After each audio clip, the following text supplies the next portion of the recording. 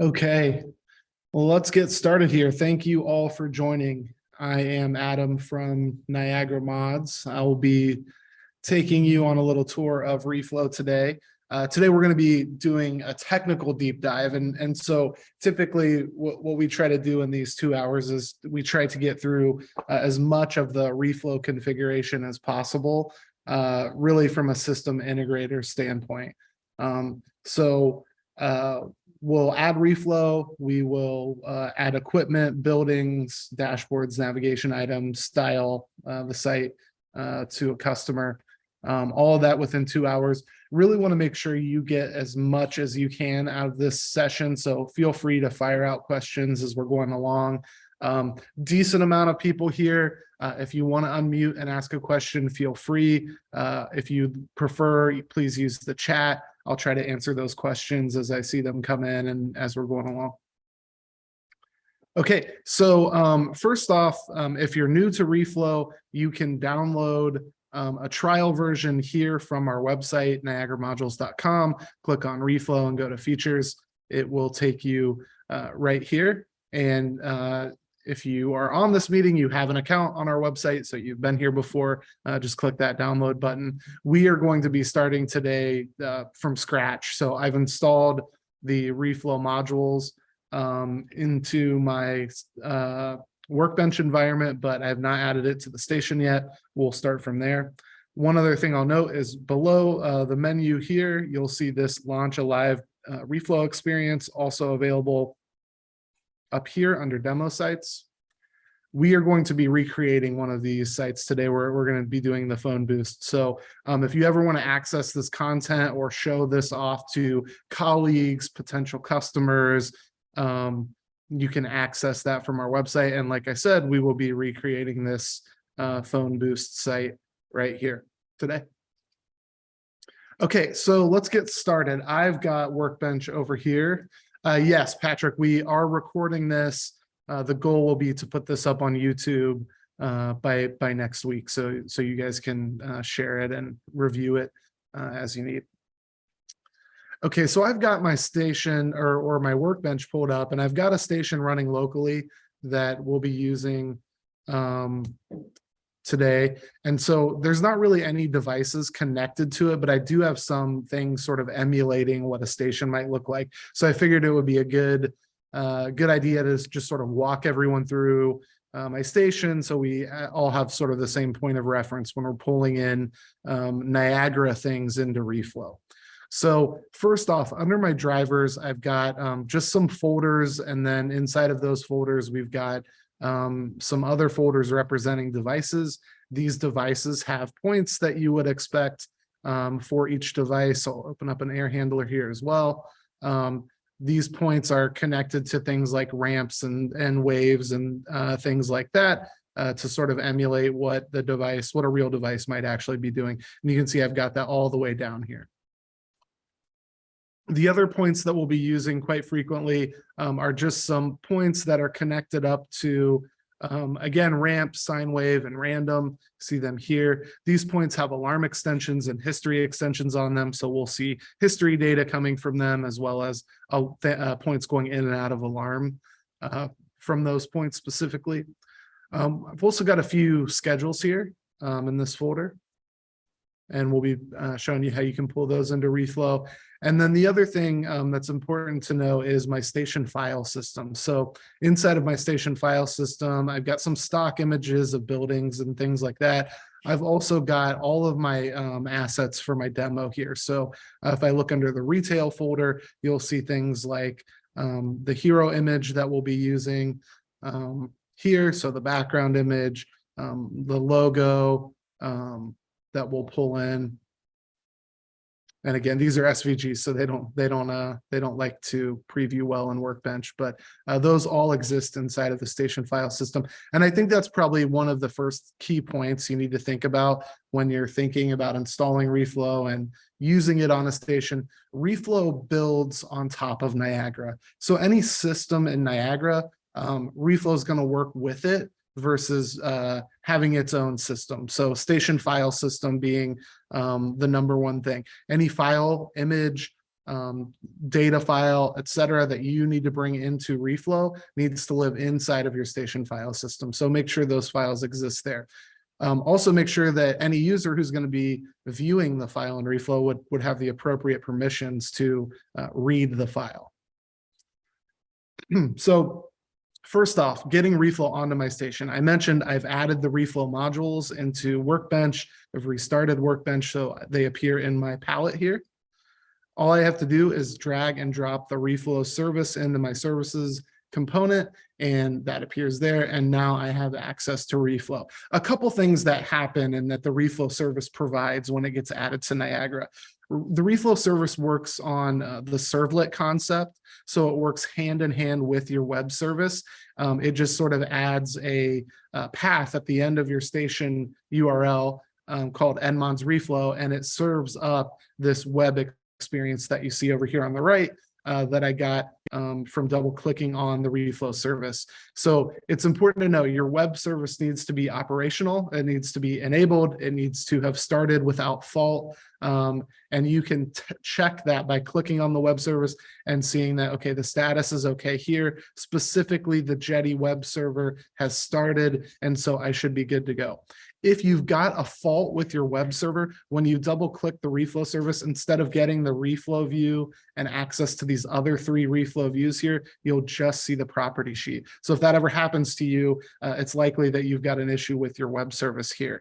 And there's some troubleshooting tips in our documentation to help you walk through that. Or of course, and this applies to everything, you can always find us down here on the bottom right on our website. Feel free to that's me right there. Feel free to reach out if you have questions. We'll get you all sorted out.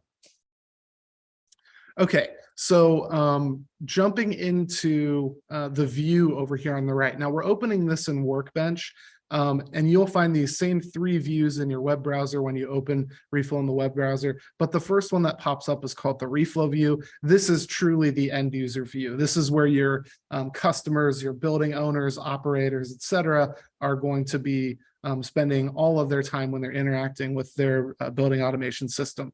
They're also going to be spending most of their time doing that in a web browser, which is why we recommend always working in a web browser with Reflow. And I'm going to do that here. I'm just going to log in and just show you. Let's try that again. Services, the Reflow service that I just added, and here you can see we've got the Reflow view. Now, you may notice a difference between the way Reflow looks here in Workbench versus how it looks in my web browser. Things like font smoothing, icons and images appear more crisp. I've also got more room to work.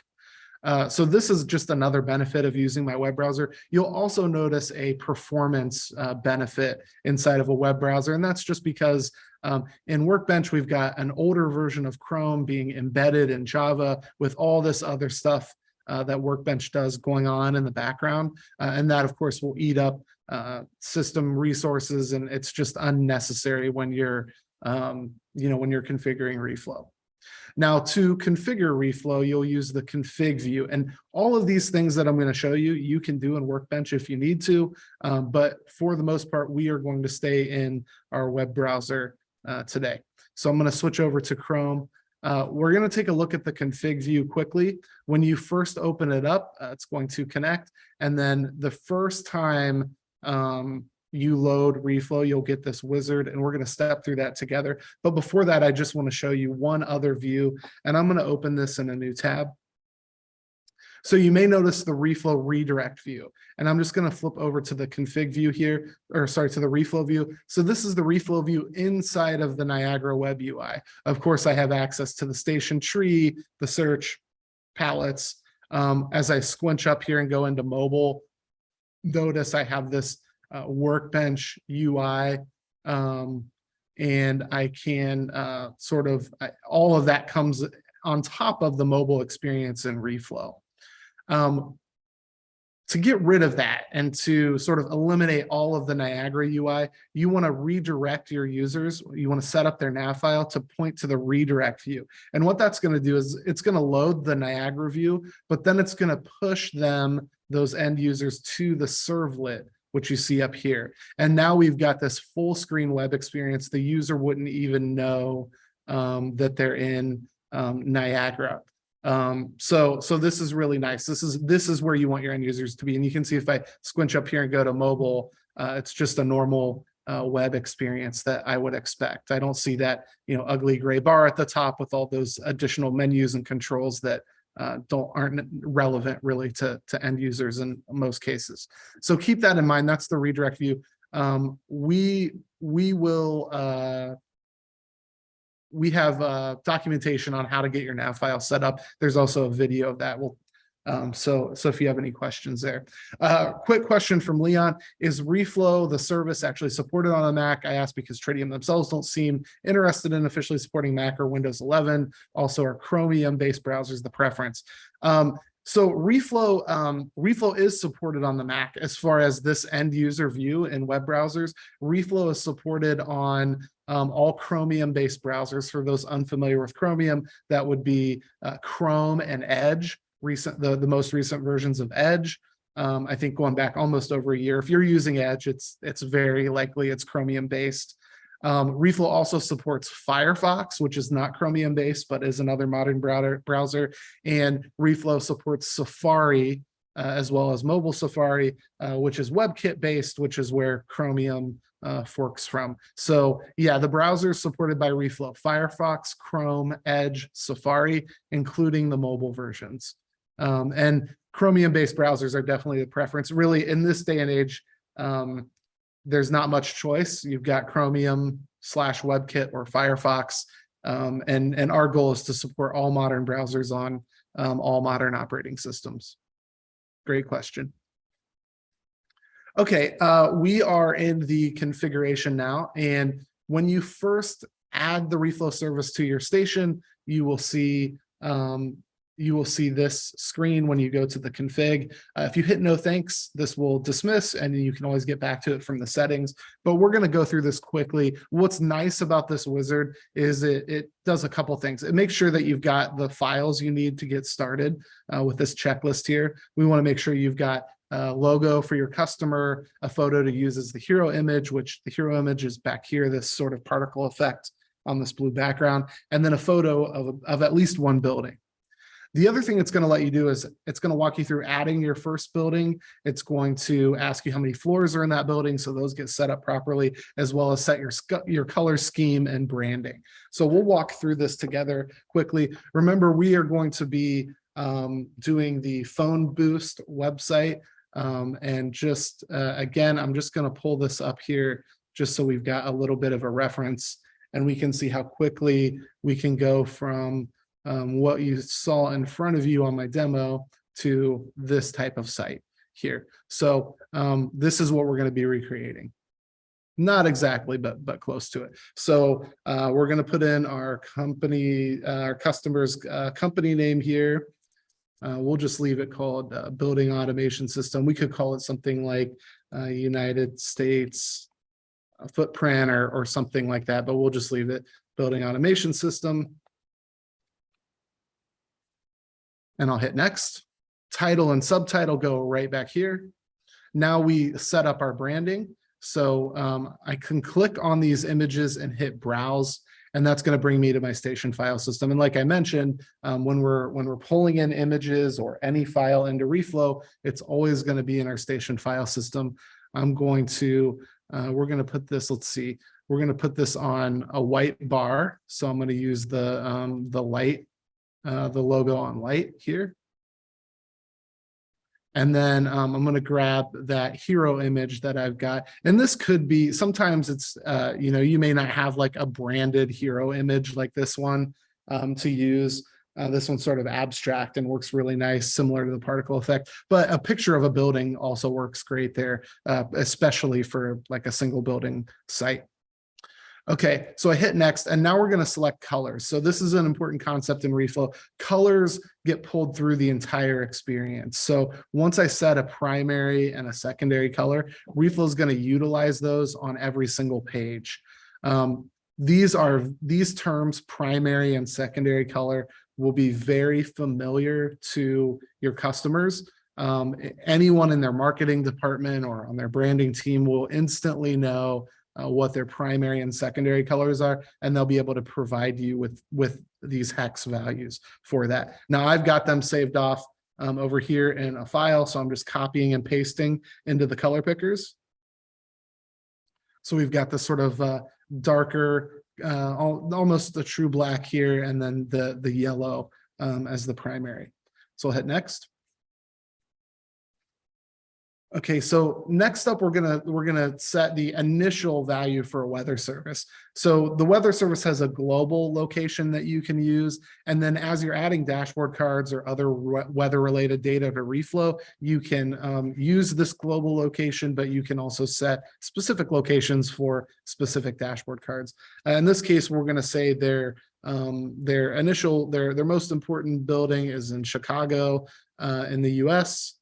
So we'll type that in, and you can see we found a weather station close to the location that we met. Now this is global, this weather service, so I can type, any city in the world and get the nearest weather station to that city. Another thing to mention about the weather service is how it works. So this weather service never talks to the Niagara station. This communication to get this data happens from the user's web browser, so in my case, Chrome, directly to the NiagaraMods weather API. So there's no requirement to use our weather service that your station even have internet access. The requirement is any user browsing Reflow has internet access themselves on their local browser, which is almost always the case. So again, no station communication happens at all. And that's usually good news for people who have ever been bitten by the National Weather Service going down on their station and it, killing a JACE or, something like that. Again, all direct over the internet to our API from the user's web browser, never touches your station. Of course, you can change things like metric values or imperial values if you need, and then you just click next and that's all set up.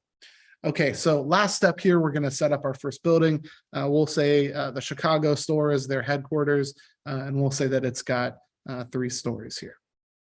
And then I can click and I can browse for a photo of that building. So I'm going to grab a building photo in here. You'll notice some of these are smaller than recommended. If you hover over, we'll let you know what we recommend or why it's too small. So in this case, we've got this image is only about 400 pixels, a little smaller than we'd like. But a lot of times these will work fine. I don't think there's palm trees in Chicago, so we'll skip that one. Let's grab, we'll grab this one right here. And I'll hit next. Okay, so we're finished. We're done with the wizard.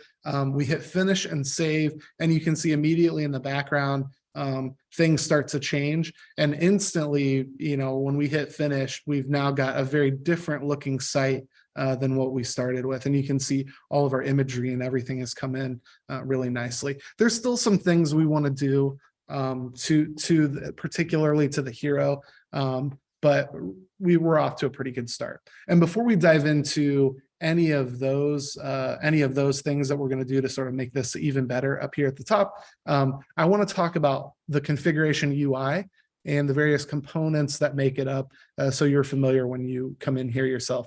Now, first things first, I'm running a development build, and that's what this is down here. You will not see this from a build you download from our website. We are releasing Reflow 1.6.2 tomorrow morning.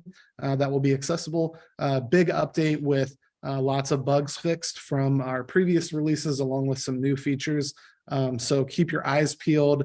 If you download Reflow, you will be added to our mailing list. You will get product updates. You'll receive an email from me detailing all the new changes. The new changes will also be, if you go to resources here and what's new, this will say what's new in 1.6.2, you'll see all changes available here on this list. So that will be available tomorrow morning. So we're using that today. And then, so you won't see that in a production build. The other thing that's down here that's important is documentation and help. So when I click on documentation and help, it's going to load up our online documentation in a new window.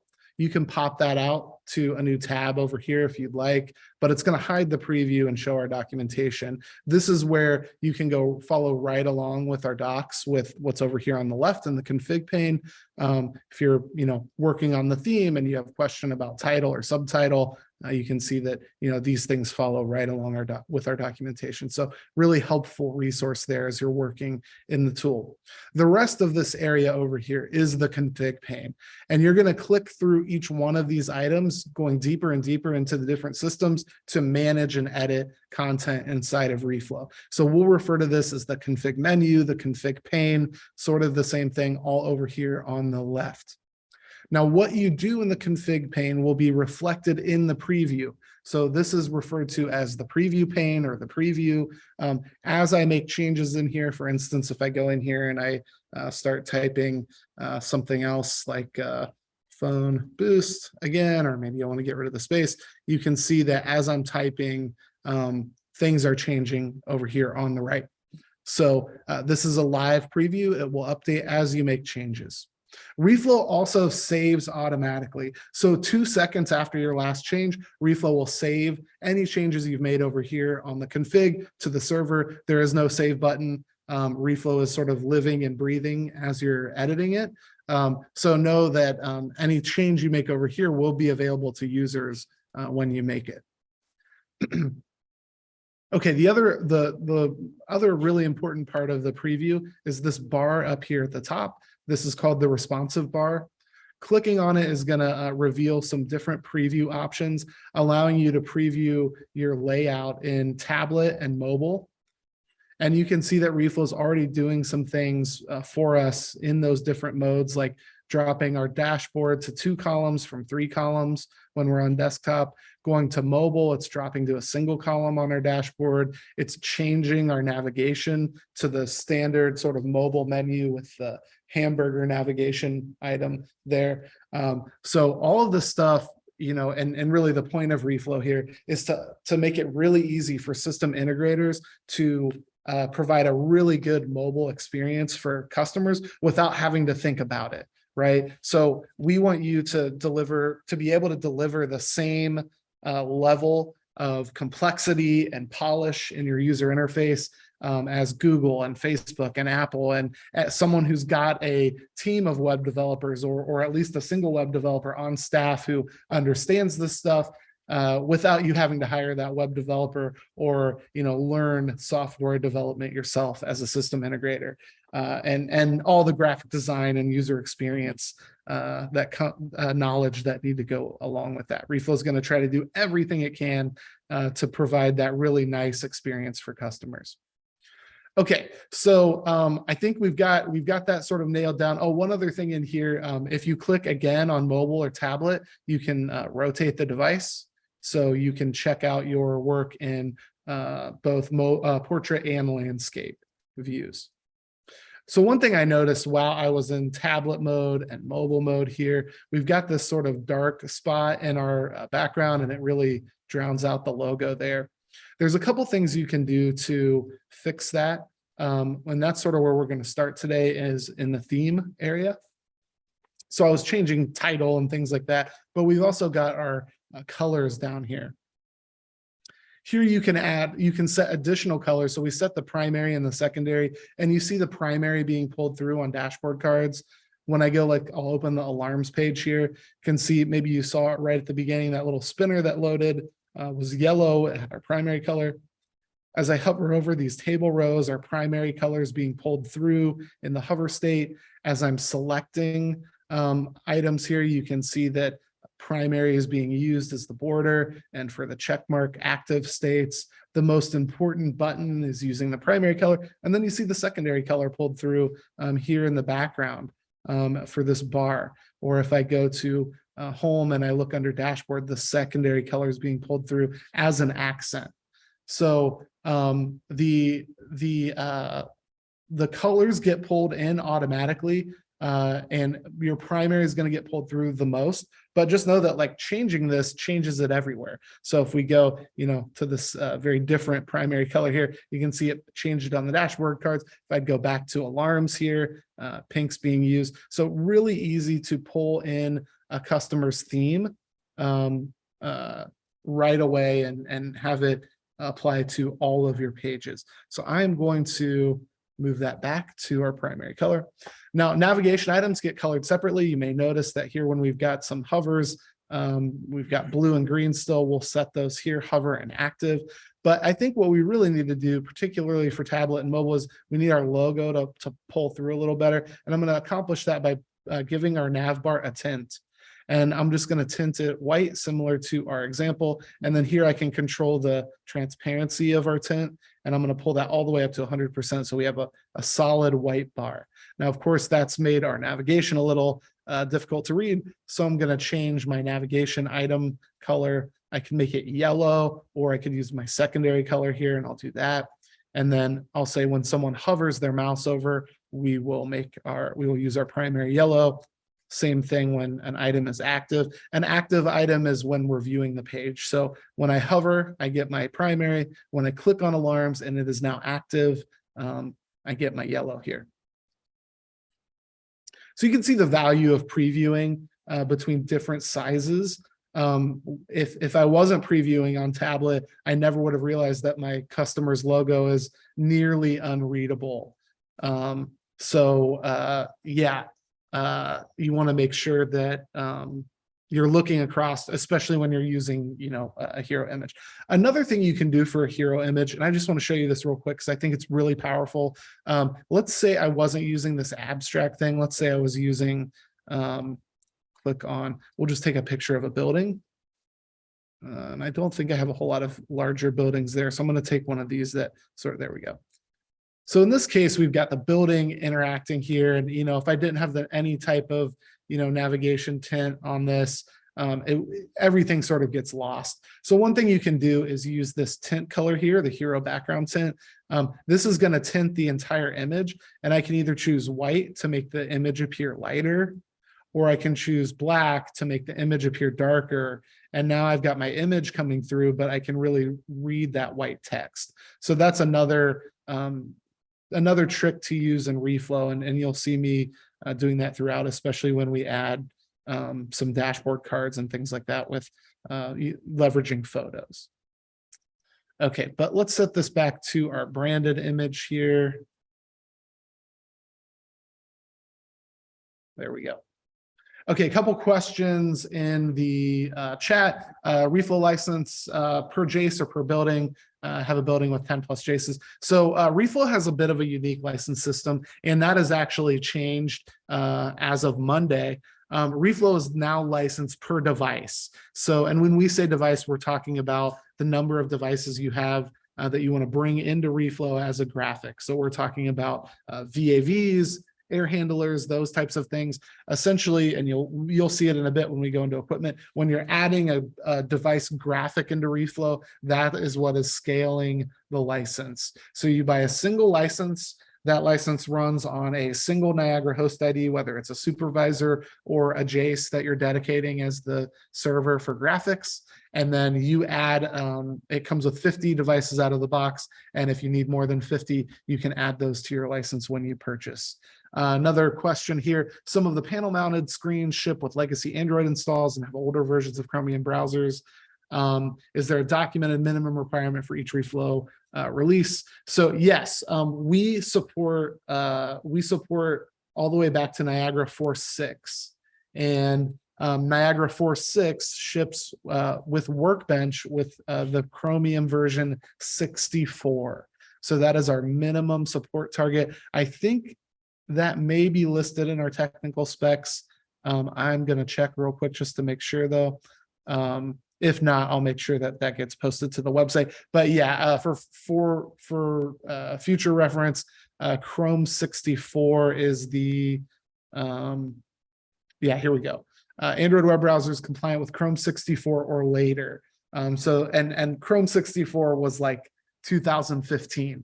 So broad support. But yeah, that's going to be your target for Android panels and things like that. Chrome 64 is the minimum requirement. Good questions.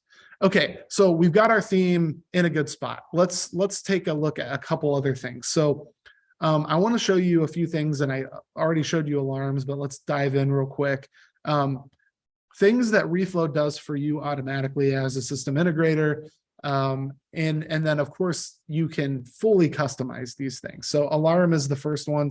When I click on the alarms in the configuration menu and I choose a default console, which is available, it comes installed already with Reflow, I get taken to this alarms menu. And so the navigation over here on the left will navigate for me on the right. So if I go to the landing page, configuration, it takes me to the landing page. If I go to configure an alarm console, it's going to take me to that console in the preview.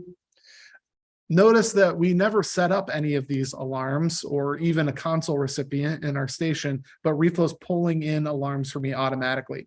This is the type of thing that Reflow can try to do for you out of the box. So Reflow has built a alarm console for you. It's going to read the Niagara alarm database directly and pull all of those alarms into this console. Now, you can, of course, customize this as much as you want, but Reflow gives you a really good start. And a couple features of this console, and I'm going to go quickly here. You can play with these and explore them, but very similar in that this is a sources table. So all of your alarm sources appear here. You can multi-select, acknowledge all. You can even add notes to multiple records in Reflow, which is something you can't do from inside of native Niagara. When you click on a source, it's going to take you to a list of records. These records you can also take bulk actions on. Clicking on a record is going to pull up the summary view for your customers. The summary view is really nice. It allows them to take action. It gives them a lot of details, for instance, transition hovers and things like that.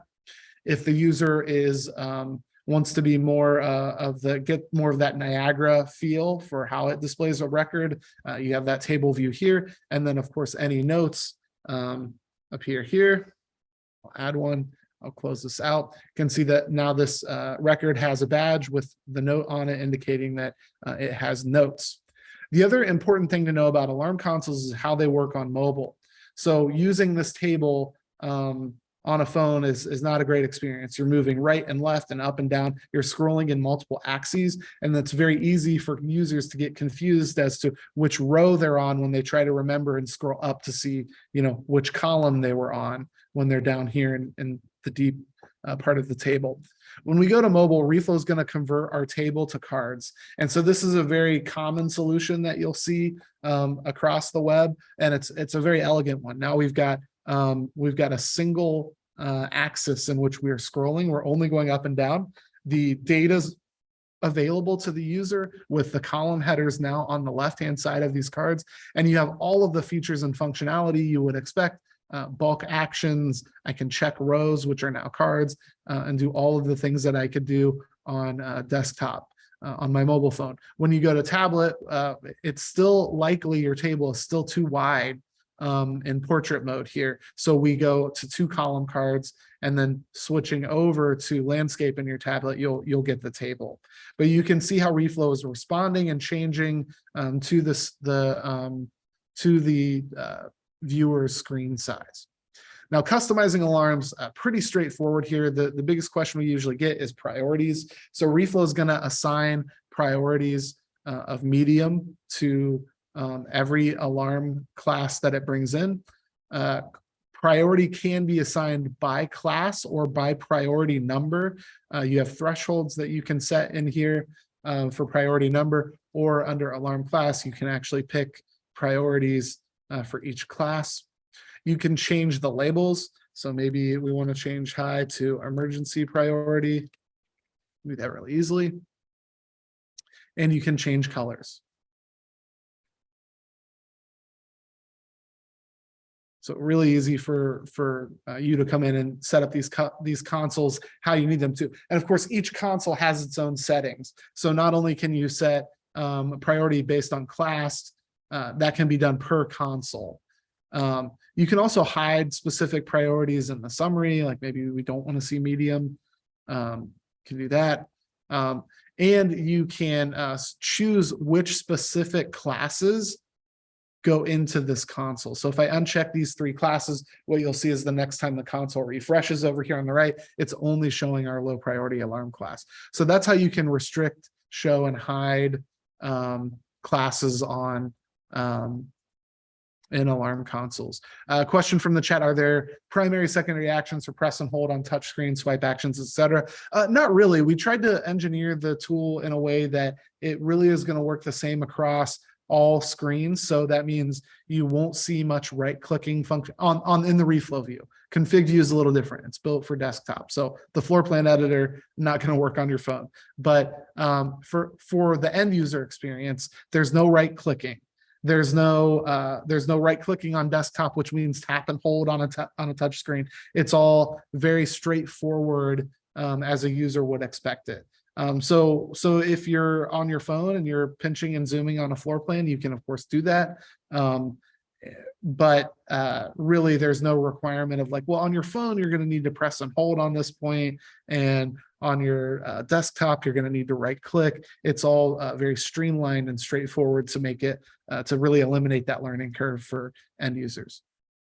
Okay, so that's really about it for alarms. I don't think we need to go into it much deeper. Just know that, again, these get pulled in automatically based on the database. You can create as many consoles as you want, and you can customize the look and feel. Okay, next up, that's sort of built into Reflow. Let's look at schedules.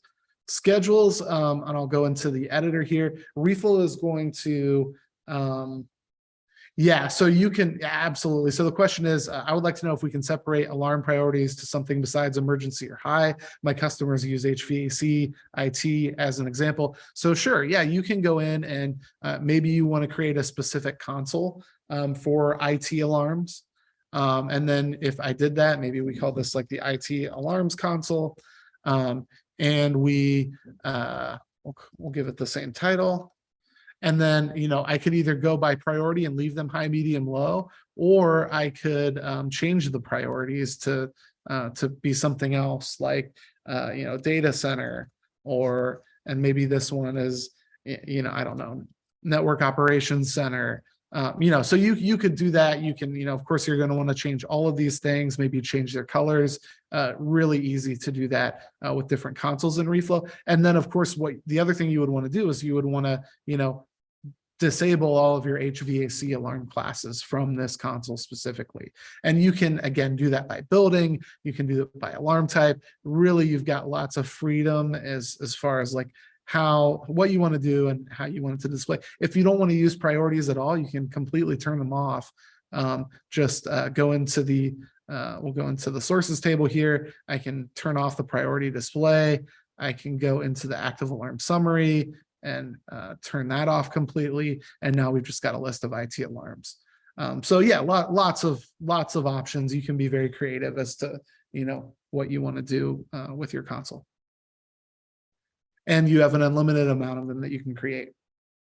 So going into schedules here, Reflow is going to connect to your station, and it's going to find every single schedule object that you have in the station itself. And you can see that's been brought in here. You can choose to filter this if you'd like. This is new in 162, so you'll have access to this tomorrow. If I want, I can say only show me schedules under this folder. And in this case, I think all of my schedules live on this folder. But this is a way to further sort of restrict where Reflow is pulling schedules from. I'm going to turn that off and just pull my schedules from the root. I can disable and enable schedules from here. I see that other alarm question. I'll get to that in just a second. And so this is important here to know that this is only hiding schedules as they appear in Reflow. This would not be a substitute for access. So Reflow only has access to the components that the logged in user, in my case, I'm logged in as admin, has access to. So if a different user that wouldn't have access to maybe these three top schedules would log into Reflow, they would not appear here. So it's important to know Reflow inherits the Niagara security model. And if you want to hide something from a user, The best way to do it is always by limiting their access in the Niagara security model with categories or roles. Don't use Reflow to as a substitute to make something unavailable to someone that they shouldn't have any access to, because of course a user could click into the tree or guess a URL or somehow find their way into accessing something they shouldn't if you're not setting the appropriate Niagara permissions. And by setting those appropriate Niagara permissions, those will trickle down to Reflow, and these would be hidden for those users. Really, this option here is for organization. Maybe the calendar schedule here is only used at the end of the year for the holiday schedule. And so maybe we only want to show it starting in November through January, and then January comes around and now we hide it. It's not that we don't want the users to access it, it's just it isn't necessary for them to use except for a certain part of the year. So that would be an example of where maybe you would want to hide that. Or maybe these 3 schedules are just so rarely used it's not worth putting them on the page. So those are cases where you would use this list to hide things. Just keep in mind it's not restricting things. And keep in mind that when I say security, that applies to everything. So we're talking points, devices, schedules, histories, alarms, all of those things in Reflow pull directly to from Niagara. And if the user is restricted from them, Reflow is restricted from them. Last thing I'll just show quickly on schedules for part of the UI searchable. So our goal with Reflow is to make the UI for the end user, give them some power, which should hopefully take some burden off of you as an integrator. So we don't want you to make 10 different schedule pages based on your users and the 3 different types of users you have. Just allow them to search, right? They can search for what they need. It pulls up, they click on it. It takes them to the Niagara schedule editor that they can make changes to, save, and go right back. So you'll notice this top right area of Reflow, it's sort of like the power to the user area, and it'll come into play even more so when we look at like equipment and histories and things like that. Back to alarms quickly to answer this question. How would you switch between multiple alarm console views? Good question. So Reflow comes out of the box with this navigation system up here at the top.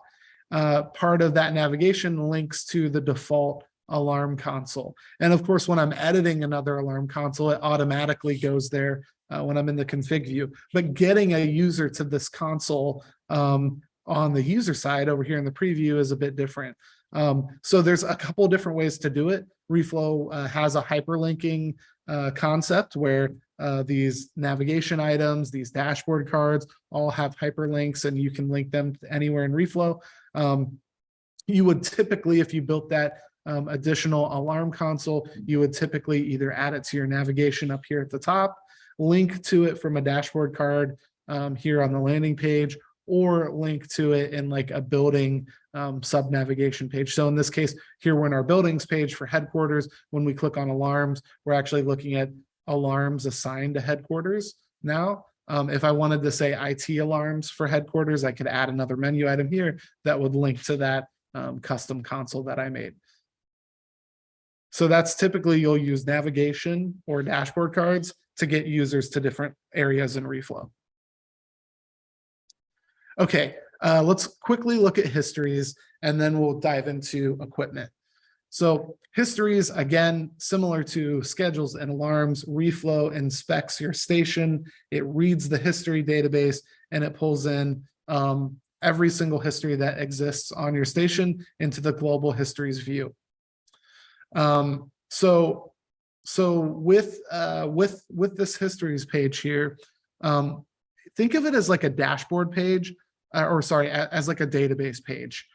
So anything that's showing in your histories database is going to come up in Reflow. And when you hover over cards, you get a sparkline preview of the data. And this is the goal here is not to be interactive. It's to make you look and say, okay, my air handler 1 heating valve position, why is it moving in this direction? This is enough information to make a user curious on the data to click and then access the larger history. And then from here, they get their tooltips with exact numbers. They can drag to zoom. They can do things like change the chart type, switch to a delta view of the chart, export the data, and add comparison data.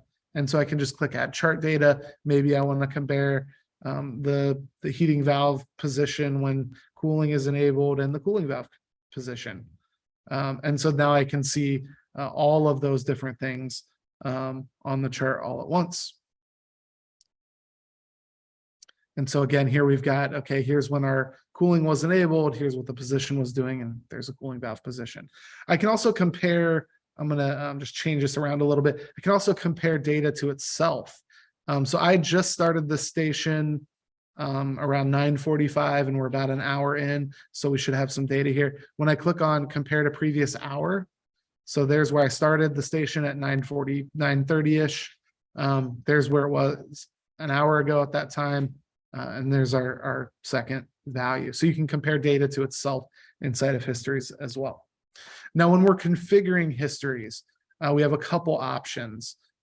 So one is that we can format history names. I don't know if we've got a good example here, but we will get rid of things like underscores and slashes and things like that from these. We do not get rid of dashes, which you see showing up, but we will format them to make them a little more readable for end users. We can choose whether or not building names are shown, and that you can assign histories to buildings. We'll talk about that in a bit. But so we can show building name that's assigned under there. This here is a bug in 162. Looks like the no data is just a little too large, so that will not look like that tomorrow when it's released. But that'll be a little smaller when there's no data. You can also set chart defaults. So you can choose the default time range, type, color, all of that stuff. And then we've also got this concept called featured histories. When you add featured histories, you're essentially building a chart for your end users. Here I can select a history. So again, maybe we want to just look at like space temperature versus set point. So we'll grab HU1 space temp, and then we'll grab like a set point. I don't even know how I've abbreviated these in this station. Just look for AHU1 here and find a set point, probably called SP.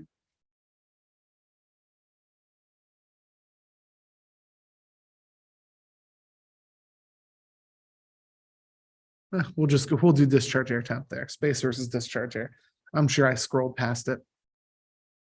So here you can see that now we've got the spark line, it's up at the top, and we can give it a title, something like that. And then a user clicks on that, we get taken to that chart, and it's ready to go for them.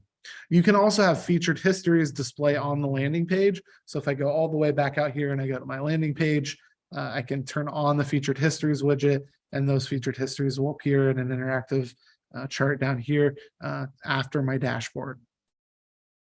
So those are the two areas where you can take advantage of featured histories. Other functionality here, of course, users can search, they can filter by type. They can also filter by history groupings. If you've got groupings enabled on your system, a new dropdown would appear here for those groupings, and users could filter by that. Does Reflow schedule handling support both ways? Niagara's schedules can work direct or proxy, import export. Yeah, I think I'm pretty, so I'm not a system integrator expert. I'll talk with our system integrator team to confirm that for you, Leon. But if the schedule component exists in your station tree that is running Reflow, we will find it. And it works with various schedule types, calendar schedule types, Boolean, enum, numeric string, and weekly schedule types should all come in, and those are the types that we look for. So as long as whether it's direct or proxy, as long as the component lives in your station and Reflow can find it, it should work. Okay, before I'm going to stop for just a second, I'm going to take a quick swig of water. Any questions around any other questions around alarms, histories, schedules, or this initial sort of branding setup that we did?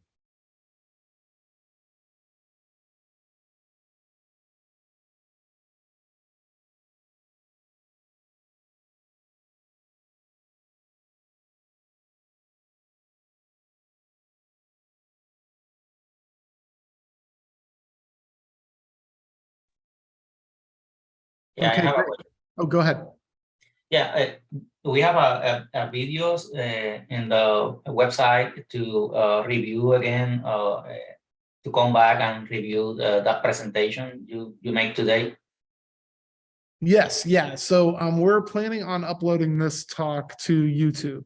So you should see that up there by next week at the latest. Yep. Okay, thank you. And I will try to get I'll try to send an email out to everyone, just letting them know it's available when it's up.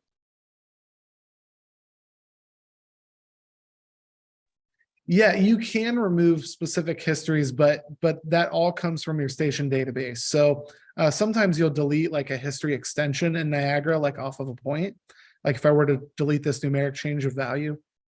But if I go down here into my this database here is what Reflow reads. So it doesn't really look for extensions, it looks for historical data. And so the way to actually like truly remove the history from Reflow would be go into the database maintenance, find that, in my case, as I mentioned, it was like the random numeric random number, something like that, numeric random, here it is.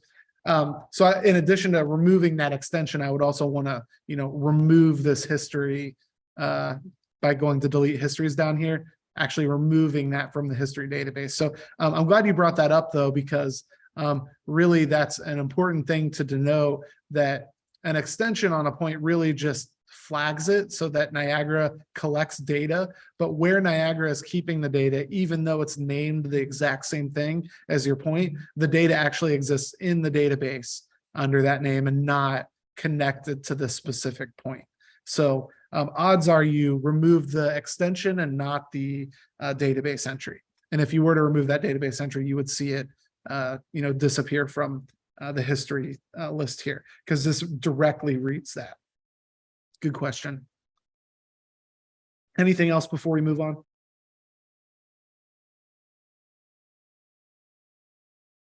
Okay, let's dive into equipment, and feel free to, if questions come up on that stuff, I'm happy to go back.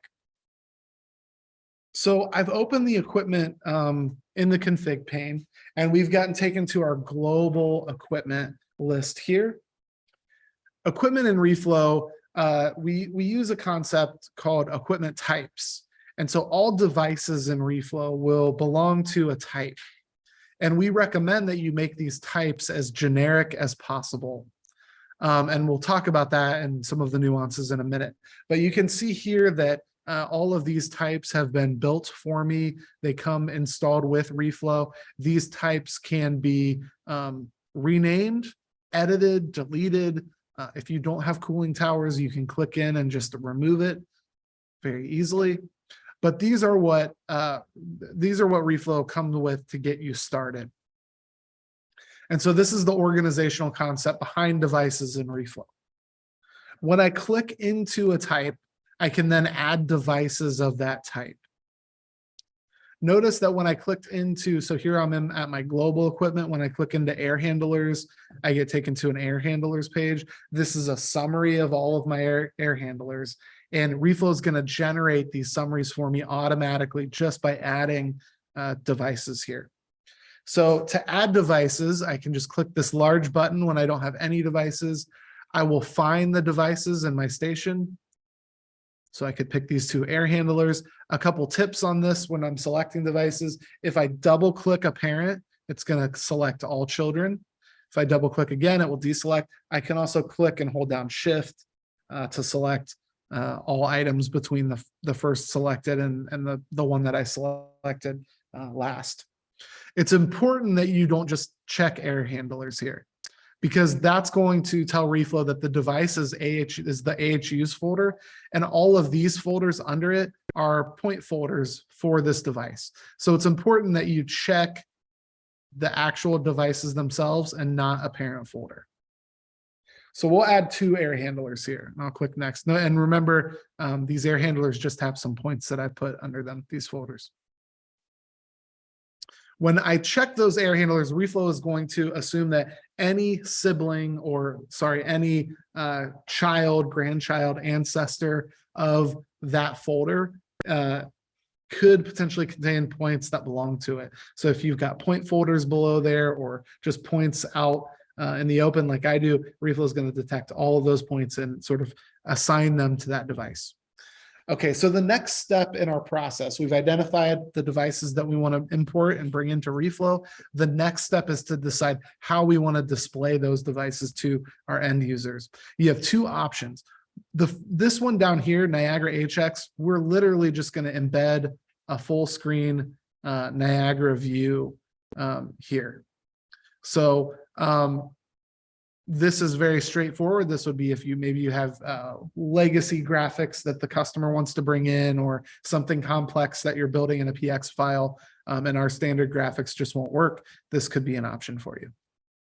And again, we're just embedding a Niagara view full screen in Reflow. The other option is the Reflow view, and this is what we recommend. You can see that you still have a spot to embed content, whether that's a static image or a Niagara view. A PX view can be embedded here on the left, but Reflow is also going to take all of the points under your device, and it's going to make really nice, easy to use point cards for them, and give you a few more sort of benefits. So this is the way we recommend you build your graphics, and I'll show you the differences between the two. Yes, Reflow does support. Question is, will Reflow support UX views? Yes. The rule of thumb for like understanding, like if something that I do in Workbench is it going to work inside of an embedded view in Reflow? The rule of thumb is go to any component in Niagara. For instance, I've got this very crude floor plan, and I should probably open this in a new tab so I don't mess up my wizard here. But I've got this floor plan under floor 1. And you can see it pulls up in my web browser. If it pulls into the web browser, it will be embedded in Reflow. Any view from this dropdown can be brought into Reflow. And Reflow will actually have this exact same menu where you'll be able to pick your view when you select a Niagara component. So anything that works in a web browser is going to work as an embedded view in Reflow. So I'll keep this on Reflow and I'll go next. Now I sort of choose what I want to appear in this area. Just going back to show you. So next up, after I set display style, I'm going to choose my graphic, and that's going to choose what appears here in this area. I can choose a static image, in which case I can pull an image from my station file system if I want. I could also use the Reflow equipment library where we have static images built for you. These are truly graphic files. They're JPEGs. They're not going to move. They're not going to be linkable. They're not going to be dynamic in any way. They're literally just images to be used as thumbnails or placeholders, or if you've got a customer who really doesn't want or need animations for their equipment. So static image. The other option is components default Niagara view. So remember when I was in Workbench here, when we were looking through my drivers under my air handlers, each air handler has a PX graphic built on it, and they're set as the default view. So I don't have to do anything in Reflow. Reflow is going to pull that in automatically for me. Now, if for some reason I wanted to use a different view on that air handler, or I wanted to use something completely different, I can pick a custom Niagara view and I can embed anything in Niagara, like the property sheet of the numeric ramp point if I wanted, or any of these views that are supported on the web, and Reflow filters out views that aren't supported. So if I go back to my floor plan, remember that I had that floor plan 1 view on there, or the property sheets, I could pick any one of those to use. So that's sort of how you can tell what you can, pull into Reflow. But that being said, I'm just going to leave it set to the default. I've got a few other options I can set depending on sort of how my graphics look. We'll sort of skip over those for now. But next up is the thumbnail, where I've got a default set for me automatically, and I can change it if I want. I'll click next, and now we're brought into this point wizard. Question from chat: does Reflow support more media / file types than Niagara Core video, for example? Yeah, we do in some cases. So we do allow you to attach video files to equipment in the form of attachments. You wouldn't be able to pull in a video as like an embedded graphic. But yeah, we do have some support for additional media. Okay, next up here. So we're now identifying my devices. I've said that we want to bring in air handler 1 and 2. Reflow is going to ask us some questions for each one, and it's also going to map in the points to my template. And we'll talk about that in just a second. But first off, I'm going to set a few things. I'm going to say that this air handler is on the first floor. I'm going to say what I can do is I can type in a room name here. This will override. You can also use a room name slot. You can say all of my devices have a slot on them called room, pull data from that slot, which you can set in the graphic settings. If you type in a room here, then it will override the slot. So we'll just leave that blank. Equipment can be served by other equipment in Reflow. So if I wanted this air handler served by a boiler or a chiller, I could pick on that if I had added that into Reflow already. We are not going to have our air handler served by anything, but I will be adding some VAVs served by these air handlers. You can pick a status point. There's one defined already at the equipment type level. Essentially, that could be a point named like communication status or something like that. And if that point was an alarm or overridden or fault, then this entire device would show as that status. We're going to skip that for now. I'm going to assign a schedule. That schedule will be linked automatically from the graphic. And then below here, we've got all of our points. So what Reflow has done is it's taken all of the points under the ORD for air handler 1. It's grouped them based on my point template that I've specified for air handlers. And it's connected those points in my template to the points that exist under the device in Niagara. And it does this by using what we call point identifiers. And we'll talk about templates in a minute. But I think for now, we should just know that we've got this really nice human-friendly name, cooling valve command, that got mapped into the critical group for CLG, VLV, CMD, automatically done for me by Reflow. If Reflow is wrong or I want to choose a different point, I can. These are all the points under air handler 1 that I can pick. I can also search. So as I type, I can search to find what I want, or I can also browse the station. So while these points are only under air handler 1, if I want to bring a point from anywhere else, I can do that here by just browsing for any point in my station. But these look pretty good. I can also make changes here, like maybe I want to call my critical group. In my template, it's called critical, but on this device, I want it to be called set points. I can do that. And I can do the same thing for point names, order, all of that stuff. Okay, this air handler looks good. I'll hit next. So air handler 2 is up next. A couple things to notice in air handler 2. Reflow remembers the building and floor that I picked. Reflow remembers the last schedule I picked. Reflow even remembers if I renamed a group, renamed a point, or changed an auto detection point to a different one. All of that gets saved for the next and all subsequent devices. So really, if you're bringing in 50 VAVs, even if you have to make a change to like one of the point names or select a different point in this list here, the next 49, you're not going to have to do that. They're all going to be the same. You're really just going to potentially maybe need to change the building and floor, maybe a schedule, and you're good to go. So this can be done really, really quickly. When I hit finish, Reflow is going to add the devices, and you can now see in my summary for air handlers over here, we've got a card for each device. Now, quickly, I'm going to add some VAVs. I've got 6 VAVs in my station. I'm going to double click to add all 6. I'll hit next. I'm going to choose a Reflow display style. I'm going to use the components default Niagara view. I'll hit next. I'm going to assign the first 3 VAVs to the first floor served by air handler 1.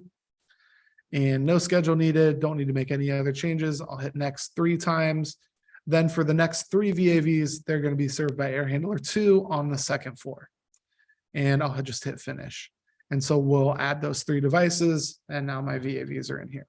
So let's take just a quick pause before we dive into the equipment devices themselves and look at what Reflow has done for me here. So one, I've got my global equipment page separated by type. I can also switch this to group by floor and building. I've only got a single building, but you can see here's my first floor devices, my second floor devices. When I go back to type, if I click on the heading or I click on view all, it's going to take me back to that summary screen.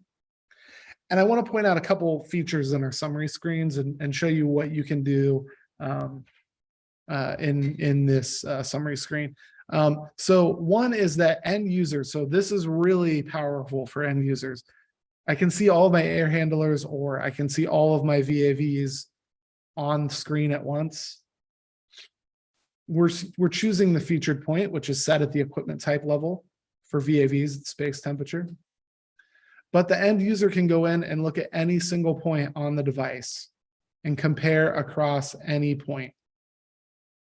This means that you as a system integrator do not need to build these views when a stakeholder changes or when stakeholders decide something else is important to them, because the stakeholders can go in and look at whatever they need and compare it across all devices. They can also switch to a table view. The table gets created automatically, featured point first, and then it goes right down the list of your points list. Users can fully customize this as well. So they can click on edit the table, they can delete, they can add and reorder columns. Hit done, and now they've got a completely custom table with the data that they need. So again, the idea here is give power to your end users so they aren't calling you 2 months when you thought you were finished with the job saying, hey, can we add this column? And you're stuck adding a column to 20 PX files for 150 devices for the next 8 hours. Let them do that themselves with this tool very easily. Give them some power. It makes them happy, allows them to self-serve, and is less rework for you.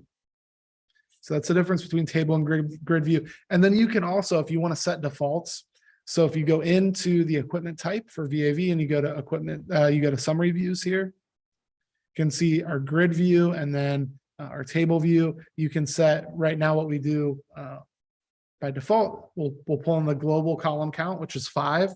You can use a custom count, which you can say pull in 7 columns, or you can say pull in these specific columns, just these 2. So that's the default table view. And then the other thing you can do in the config is you can add another table view. So maybe this is our energy view, and we want to use custom columns for this. Just do this, something like that. And you can see over on the right now, we've got a star icon. So users can go between grid, they can go between table, and then any custom view is going to be in this menu, and they can look at that summary view as well. So really, really simple and easy to get summaries built from Reflow. And again, they just sort of happen automatically once you import your devices. Clicking on a device as a card or as a table row is going to take you to the device graphic. See, this is an example of a VAV graphic. We've got large cards on the right, small cards below the graphic, and large cards. I'm going to pull open the air handler. Has a few more points, and we'll sort of talk through what these device graphics look like. In fact, I'm going to actually pull open the air handler in the config here as well. Okay, so we've got our device loaded. Real quick, does this hot reload or cache, would N4 wire sheet changes be seen immediately across Reflow? Yeah, for the most part. I mean, if those wire sheets are affecting a point, you can see that all of my points here that are hooked up to ramps and sine waves, all of those update in real time. There are active point subscriptions happening, just like in my PX graphic over here on the left. So yeah, any change you make to the point would be reflected to points, would be affected in Reflow. Every once in a while, like for instance, like if I open the station tree here, and like if I close it and then go add another air handler folder, we might not detect that change because we try to do some caching. So we're not always loading your station tree. You might have to like navigate away and then back for that change to come up. But for the most part, and particularly in the end user facing views, all data is live, all points are subscribed, any changes to points values would be reflected to the end user essentially immediately. I mean, as soon as Niagara sends out the event to all of its subscribers that a point has updated its value, it'll be available on our graphics. Yeah. And we use the same we're using the same library and technology that Niagara uses inside of its own web view. So that's all code, written by Tritium and, the standard for subscribing to data in Niagara. Okay, looking at an equipment graphic. So you see our graphical representation over here on the left, which is a PX file. You can see in our title up here, we've got a link to our building, a link to our floor, a link to the 3 VAVs that we said this air handler serves, as well as a link to the schedule. Clicking on the schedule is just going to pull up the schedule editor and a pop-up window. Clicking on 3 devices is going to scroll us all the way down to the bottom of the graphic. You can see we've got cards for each device that's being served. And so I can quickly get to a VAV that's served by Air Handler 1, and then I can quickly get back to Air Handler 1 by clicking on the device that serves that VAV. Right back to Air Handler 1. Now, how do our point cards work? So this is really the magic of Reflow on your device graphics. So point cards give a responsive way for users to interact with point data on every single screen, regardless of size, when they visit a device graphic. And we'll take a look at this in mobile in a second. But these cards over here on the right, the large cards, when I click, I get access to more information. Any arrow on the card indicates that I can click on it or tap on it in mobile. In the case of our cooling valve command, it's got a history extension on the point. Reflow recognizes that and makes this link for you along with the preview data automatically. No setup necessary. Reflow interrogates and inspects each point, sees that it has this extension, and will link me directly to the history for that extension, showing the last 15 values. Now, also notice our breadcrumb and our chart title. Our chart title makes sense because we came from the equipment, and our breadcrumb is going to bring us right back to the device when I click from there. And this is the case for all histories. You can see in this case, our set point does not have a history associated with it. So there's no history there, but it does have some actions. And so if I want to run an action, all I need to do is click on the action I want to run. We'll put it into emergency override, and you can see the action's been dispatched and the value has already changed. You can also see our status has changed now as well. We are now in override, and Reflow shows that on the point card with the standard Niagara coloring scheme for status. So purple for override, yellow for stale, red for an alarm. All those things sort of come through and are displayed very, very elegantly here in the point cards. We'll just go back to emergency auto. There we go. Now, how does this work on mobile? So if I was doing all of this in a PX file, I would need to tell my users, well, right click on this here to run this action. But on mobile, you're just going to tap on it and you're going to get this sort of ugly pop-up window on mobile. It's not going to match the rest of your site, right? You're all probably very familiar with that. Well, Reflow everything, and I mentioned this earlier, everything's been designed to work the same way. So on mobile, I do the same thing. I tap, I choose an action, I tap OK, command sent. No learning 2 different ways of doing the same thing on mobile versus desktop.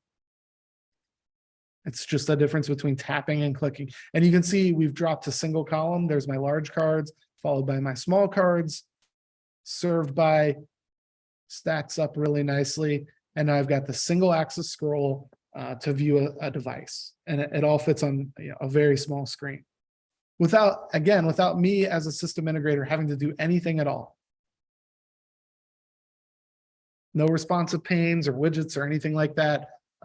I just need to set my PX files so that they scale. They do fit ratio on their scale, and that's it. They'll scale to the container. Reflow will take care of the rest. So a couple other things you can do on these equipment graphics. I'll just show you really quickly, and then we'll talk about the template, because all of this is set at the template level. You're going to see me editing AHU1 and specifically, but I can also set all of this at the template level. So when I add devices, all this happens to all of them. So first, we're going to look at my graphic. We have 2 different point card styles. Right now, we're in the classic style. This is what we first launched Reflow with. Recently, we've come up with the compact style. You can see how that's really made things, a lot more data is able to fit on screen at once. All of the same behaviors. So when I click and open these pages, all my actions and histories, if they exist, are here. However, everything's sort of condensed into a smaller area. So that's called point card style. And again, you can choose between the two. The other thing you can do is you can change the width of your graphic. So if I wanted my air handler to go all the way across the screen and have even my large cards appear below it, I can do that. So now you can see large cards appearing here above small cards instead of on the right. Or if maybe I just want to switch it, if I want it to go, I'll set it back to auto, and then I'll say position it right. And so now my large cards are on the left and my graphics on the right. So you've got lots of options you can do there. And again, these can be set at the template level, which we're going to look at in a second. If I switch to a Niagara HX view, here's what you get. Full screen PX file out in the middle of the screen, no reflow point cards. You still get our title, you still get links to building floor, the devices it serves, the schedule, and those devices appear down here. So this is an option if you need to do something very custom. An example might be like you've got a chilled water system that has tons of sensors, piping network that you want to show a graphical representation of. This might be a good option for you to take this approach for something like that. Okay, back in here, we also want to look at attachments really quickly. This is where I mentioned, like, if you wanted to attach a video of like how to change a filter or something like that, you can just click add new attachment, and I don't think I've got a video in here to attach, but I'll just grab an image or a PDF or something. If I go into, let's see here. We'll just attach this picture of a building. So I can choose the icon. This is your first look at our icon editor. These are super handy, and especially in dashboard cards. Over 1,800 icons, 3 different weights. So almost 6,000 different glyphs to choose from here. We've also got a recommended category where we've picked and hand selected items that might be very helpful for you in a building automation system. This one's a procedure, so maybe something like I don't know, something like a document or something. Let's say this is like a sequence of operation or how to change a filter type of thing, or let's say a video. So again, you can see you've got all sorts of things you can choose from here. You can even choose the color. And now you may notice this attachments button up here. When you click on that, you can download those attachments. So this is a great way, again, sequence of operations, videos, instructions on how to change filter, maintenance record, all of that could be attached to equipment very easily inside of Reflow. That's at the device level. The other thing that I want to show you is the points. So this should look very familiar from when I imported the device. I can go back here at any time and change my points. A couple other important features and how this sort of works. So you can see this is bold. And if you remember, that's because I changed it from critical to set points. I can revert that back just by clicking that little revert button there when I edit it. I can also choose different points. Another important thing to know is if I don't have any points, so cooling valve command, if I get rid of this, it won't show. So any point that isn't selected won't show. And if all points in a specific group, I probably should have picked a group with less points, but we'll finish it up here. If no point exists in a group, the entire group will not display. So that'll get rid of the entire critical group. Now I want to get these points back. What I'm going to do quickly is just remap. I'll just hit finish, and now Reflow redetected all my points for me. Now the other thing I can do is reorder points and all of that from here. And also I can edit groups. And so there's a few settings under groups. And again, these can be controlled at the template level. I can choose to display the name. And if I do display the name, the user can then collapse it. So now my critical name is displaying, and the user can click to collapse and expand the points under that group. If I wanted, I could also say collapse the group when the user loads the page. That way it'll load in collapsed, and the user would have to expand it to see the data. And then finally, this is where I'd specify whether I've got a large card or a small card, like these other two groups right here. So if I make critical small cards, now my graphic takes up the full width. I'm just going to quickly collapse that. I'll edit important and have this display the group name. And then I'll edit secondary and have it display its group name. And now you can see I've got grouped points. They're collapsible. Really nice feature to have, on my graphics. So, and again, this can be changed at the template level as well, which is where we're going to head to next. I can also add devices that are served after the fact here from my tree, from my equipment tree in Reflow. And I can change things like schedule and room name and all of that. When I change the org, so let's say I want to take this isn't AHU1 anymore. It's actually, we've pulled it in as another device on the network. I want to change it to AHU3. Reflow is going to run another point remap because Reflow needs to make sure that the same points that you're expecting live on AHU3 as were on AHU1. And so when we say remap, what we're doing is we're inspecting the device. We're looking for points that match point names in our template, and we're assigning them. So that's what you'll hear when you hear the word remap. You'll see you can run it independently. So if you update your templates to add points, you may want to remap your device. And if you need to remap a lot of devices, you can hit edit up here. So now we're back under the AHU equipment type. You can hit edit on your device list, select the devices you want to remap, or go to select all, go to actions and remap. So that's how you can reconnect your devices to the template. Okay, let's talk about the template now. So we saw how the template works and how we apply templates. Let's talk about how they're built and what they look like. We call them a points template, and they're essentially groups that contain points. You see critical and cooling valve command. Now, what's different on this in the template versus air handler 1 that we were looking at is this badge over here.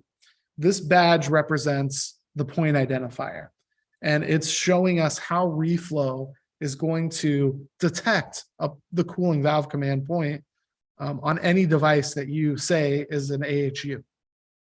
And if we expand that, you can see it's called a regular expression. This is the string Reflow is going to use to determine if the point, and it's going to do this for every single point on this device, is it a cooling valve command point? And it uses this thing called a regular expression. Regular expressions can be very complex.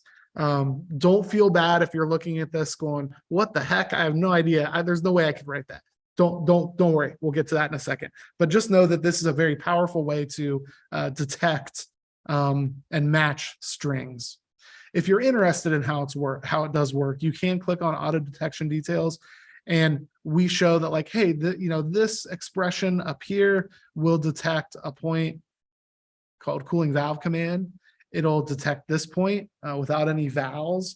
It won't detect CLG, VLV, but it may detect CLG, VLV, CM, and it'll do CMD or command. So really you can see like how flexible this is. And so we've written all these for you.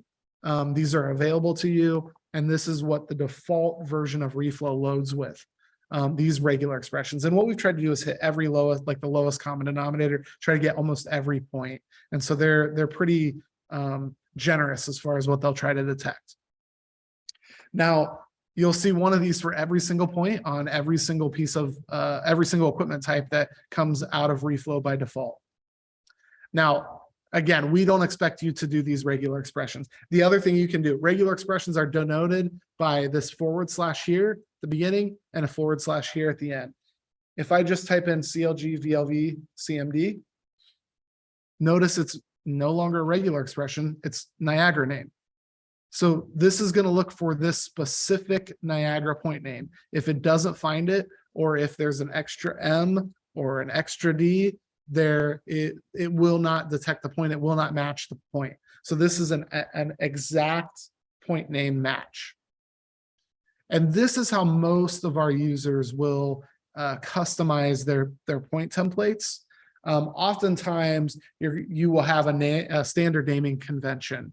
And so really you just need to set your points in here to your naming convention and you're good to go. So oftentimes that's what users will do. Now, the other thing that we don't want you to do is we don't want you to come in here for every single equipment type, expand 3 layers down and then edit this and find either copy and paste or type in the name that you use. And we certainly don't want you to do that even one time. And to do that on every job would just be crazy. So we've made it easier. What you can do is you can actually import a CSV file. So you click on import CSV, make sure that that list is in your CSV or is in your station file system. I'm just going to pull up my this exact file right now on Excel. I've got my station file system here in this window. I'm loading that Excel file. And you can see this is what my CSV looks like. So I've got display name in column A, Niagara name in column B, the group I want it to belong to in column C, whether it's featured or hidden in column D and E, and you would just type in true for those, and then they would be set to either featured or hidden. Very, very simple. So many companies have a point naming convention that looks exactly like this. The name of the point that it needs to be displayed at, the name it should be in Niagara, and you're good to go. So you can just, again, you can just import this right into Reflow.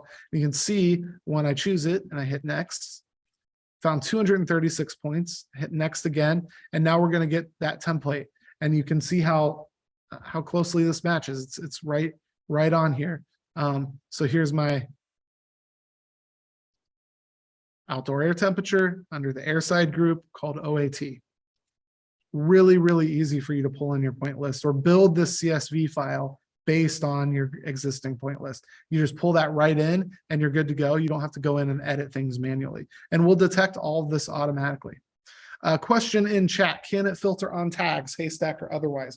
Right now, Reflow works exclusively on point name, and that decision was very intentional. We do plan on offering support for tags, including haystack, brick, and standard Niagara tagging. However, that's not something that exists in the version of Reflow you'll download today. We did that for a very specific reason, in that we tried to hit Reflow is lowest common denominator. We want to make sure it works on every station. Unfortunately, I'm a big proponent of tags, but unfortunately, not every system integrator is tagging every system. It can be cumbersome. Oftentimes, there's not enough time in a job to tag every point on a system. So there's many systems out there that just don't have tags. And so when we built Reflow, we had to make a choice of where are we starting? Are we going to do point name or are we going to do based on tag? And we just felt like there were too many sites out there that aren't using tagging. So we can't force users into that. It's going to, instead of saving them time, it's going to make them spend more time on jobs. And that's, quite the opposite of what we want to do. So the other thing I'll add is a lot of times, even if a station is tagged, it'll only be like 5 points on a device that people care about for analytics and not every point on a device. So that doesn't help us when we're trying to show a graphic with every point.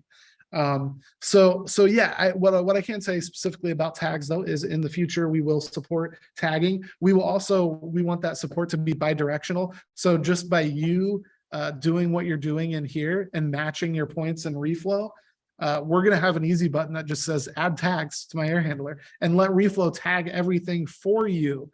So we think that can save you a lot of time in the future, and then choose whether it's haystack or brick or just basic Niagara tags. And we think we can give you an easy button to do tagging. So that's our sort of long-term strategy and vision with tagging. And I think you'll start to see some of that materialize either more towards the end of this year or in the first quarter of next year, as far as our tagging strategy and how Reflow will work with tags. Great question. So I X'd out of the points template, but you can see it's very easy for you to import your template from a CSV file. The other thing you can do, you can import from our template library. So if you want to start with our version of an air handler, you want to create a new type, and you want to start with our version of anything, it's really easy for you to just import it into an equipment type. And then you can also export. So you can generate that same CSV file based on either a template that you've gotten from us or one that you've built yourself. And then you can take that and use it on your next job. The other thing you can do specifically with templates, and really I guess it's not specific to templates, but it's overall, you can create a backup of your system with Reflow anytime by going in here. I'll just do that again because I went sort of fast. Settings, backup, create new backup. Took that backup right there. Reflow will also every hour take backups for me if I'm making changes. So now when I restore and go back to square one, you'll see here that our wizard's back. All of our branding and everything we've done is gone.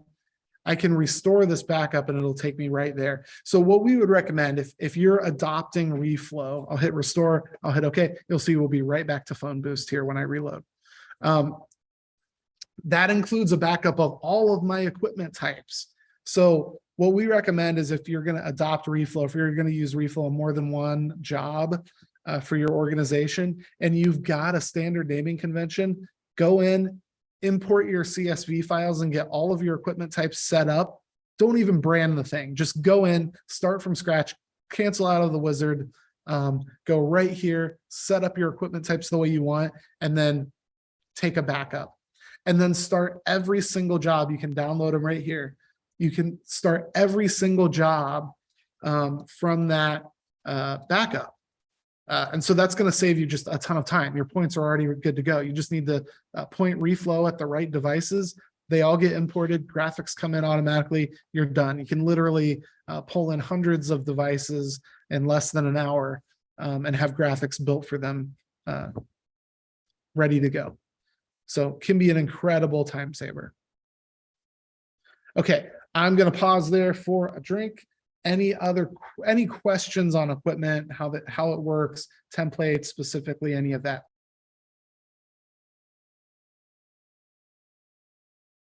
One thing I forgot to mention, if you go to documentation and help, this is really important.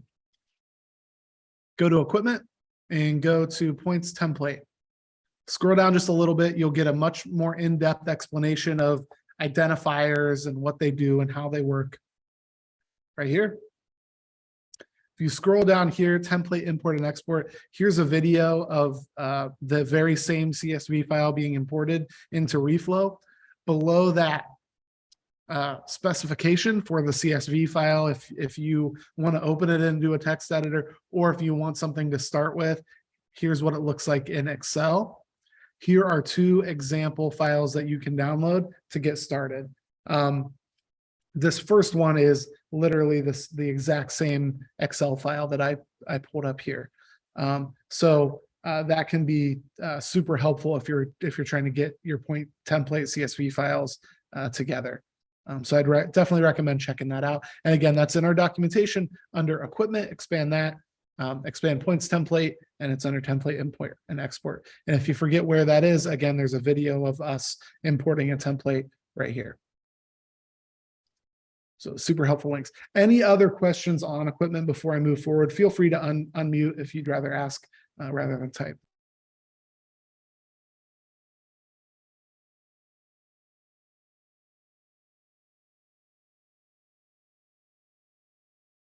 Okay. So we have about 25 minutes left.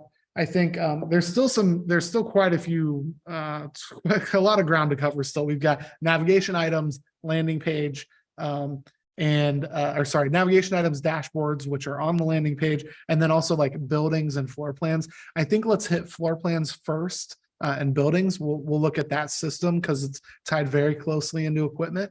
And then as there's time, we'll look at dashboard cards and navigation items. I'm keeping those to the end because they're really, really simple. And there are things that you can, armed with the knowledge from our talk today, I have no doubt that every single one of you will be able to go in here and add dashboard cards and configure them. So let's do buildings first. So we've got a single building. In Reflow right now, we've got our headquarters building. So when I click on buildings, it's going to take me directly to that single building. Same thing with our nav item up here. This is a special nav item called the building dropdown. When I only have one building, it's just going to read building. As soon as I add a second building, you can see that our nav changed to a drop down.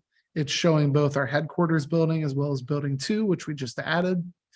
And it also has a new link called all buildings. And we call this the buildings index page. So when I go in from config and I click on buildings, I can edit and add buildings here, and I can manage my building index page from this link up here. And again, it's important when I only have a single building, the user will never see the building index page. So keep that in mind. If you are in here making changes and you're not seeing anything change over here on the right, it's likely because you only have a single building. But as soon as you add that second one, now the index page is relevant. So let's talk a little bit about the building index page. By default, we're going to show cards for each building. We're going to show how many floors and devices are assigned for that building. We're also going to show if the building has any active alarms up here. They will appear in the top right. You can assign things to buildings in Reflow. And keep in mind, buildings are a concept in Reflow. They're not necessarily a concept in Niagara. So when we want to assign devices, floors, alarms, schedules, histories to a building, we do that in Reflow because, again, buildings are a Reflow concept. And the way we do that is by clicking into a building, and we have all of those things, alarms, schedules, and histories that we can assign to this building. And because we haven't assigned any alarms to this building, it gets all alarms by default.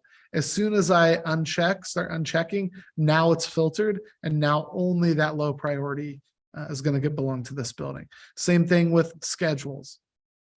By default, it has all schedules. Now I can start filtering out schedules for this specific building. I can also choose, and this is a new feature in 1.6.2, I can also pick a specific folder in Niagara to use for this building schedules if I've got my schedules organized that way. Last thing, same thing with history. I can go in here and actively search and find histories that I want to assign to this building for my histories database. As soon as I do that, only those histories are available. You may be saying, oh my gosh, I have 5,000 histories. I don't want to do that many checks. You would use history groups. In my case on this station, I don't have history groups or grouping set up. I really need to fix that, but I don't, so it's disabled. What we recommend doing is if you've got a large site with many histories and many buildings, you create history groupings for your histories by building, and then then this will be enabled. You can click on it and then choose which history groupings assigned to this building. So that's how we would recommend. And then you assign equipment to buildings by assigning it to a floor. And so you can see, remember way back almost 2 hours ago, we said this building had 3 floors. Click on the first floor and I can see that it has 5 devices. Here's those 2 air handlers I assigned and the 3 VAVs that I assigned. And you can see that when I'm in a building page, it has a very similar navigation to the global navigation up top, except for now alarms, schedules, floors, equipment, and histories don't look at a global list of those things. They look at only what applies to the building. And so a lot of times if you've got multiple buildings, maybe you're removing a lot of these navigation items from the top. Maybe you want a global alarms console, but things like equipment, maybe you don't want to see every VAV across 10 buildings. Just remove that and have a user pick a building and then go into the equipment for that building, right?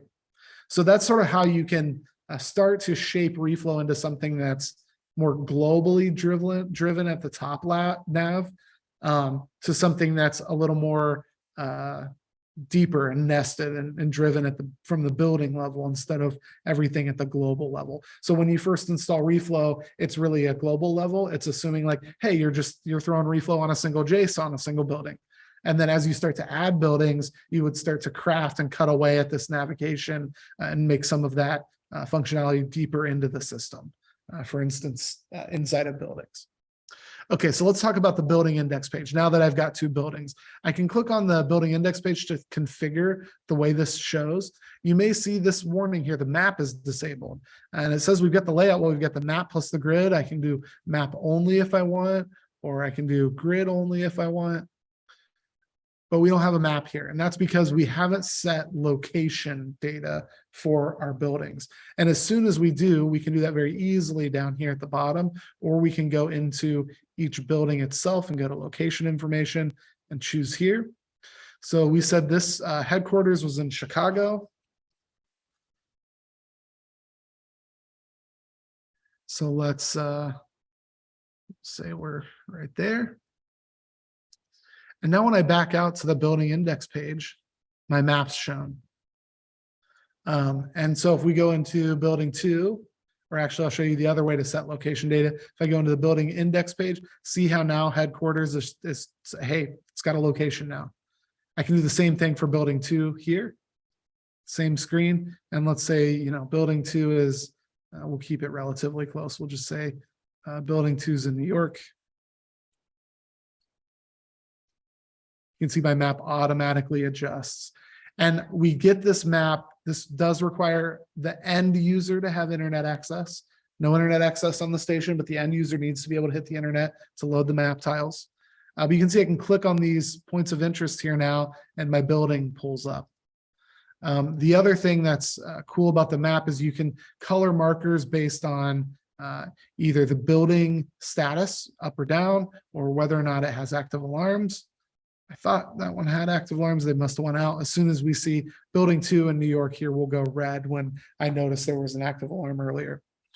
So yeah, really cool way to show a bunch of different buildings. You can even do things like adjusting the map style, you know, depending on your preference, or you know, what your users and user customers preference may be. Going into a specific building though, let's add some floors. So rule of thumb, when we're looking at floors here, we're going to show a thumbnail here if you haven't added a picture, but I can click on the first floor and add a thumbnail. Rule of thumb is use an interior shot. Do not grab a floor plan that looks like this and drop it in there for the most part, especially if it's just like a blueprint CAD drawing. So oftentimes that's not going to be any help to the user. What's helpful to the user is their lobby. That's their first floor. That's the lobby they walk into every day. They immediately recognize it. It looks beautiful in the UI, and it provides some context to the floor. They don't even have to read this because they know this. They walk in there every day. So that's what we recommend for using, as far as like use photography. And this is so small that if you're on site, grab a couple shots with your phone. It's going to look great in here because we're going to apply this little effect on the lighting and this gradient. It's going to zoom when you hover over. And really this is like, you know, 400 by 500, 600 pixels, right? So it's going to look great even if you don't have, you know, the latest camera technology in your phone. It's still going to look awesome. Okay. Real quick question. If I have 2 separate buildings with 2 JACEs, but no supervisor, can I group them both under one Reflow site? You can, but what you have to do is you would need to make sure that everything you wanted to show from the building that doesn't have Reflow on its JACE comes into the Reflow JACE. So oftentimes that may be a little tricky because you're essentially duplicating the second building in the first JACE. So yeah, you may need to get a supervisor in that case, or a third JACE that just acts as like a graphics store, and you just pull in the points that you want for graphics on that JACE, and that's where customers go. Yeah, so I would use, in that case, that's a pretty that's a tough one. You could probably do it either way. Again, I would either put Reflow on both of them separately and link between the two, or probably add in a third JACE to be like the graphics controller would probably be the best approach there. But yeah, Reflow can only show data from the station that it's connected to, or any other, you know, stations that are connected through the Niagara network to that station. So yeah, I guess you could probably, thinking about it more and more, you could probably bring the other JACE in through the Niagara network and show things that way. But again, it would have to be pulled in. So yeah, you should be able to do it. Okay, floor plan editor. So Reflow has 2 different options for floor plans in your building. We've got the Reflow style, which you should remember from equipment, the Reflow style. And then we've got a Niagara style, which you also remember from equipment, where it's literally just, put an HX page on screen. So here's that first floor plan I showed you earlier. As a Niagara view, it's just going to pull the floor plan right into the HX view right into the screen on Reflow. And this can be nice, especially if you're retrofitting a job that already has floor plans built out, but you want to add the Reflow UI and take advantage of our dashboards and other features. You can just pull them right in just like this.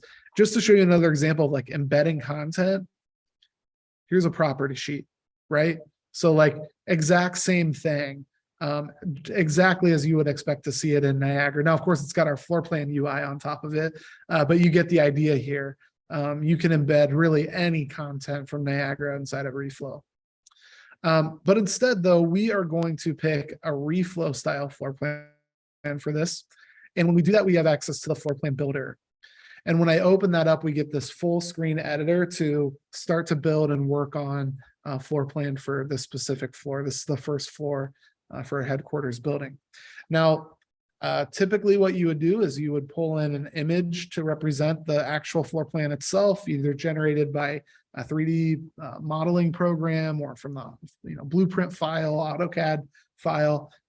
So you click on browse for this canvas image and you find your image in your station file system. The other option is if you want just a blank canvas, uncheck this use canvas image size and it will give you a blank canvas. But I've got one to use here, so I am going to keep that checked.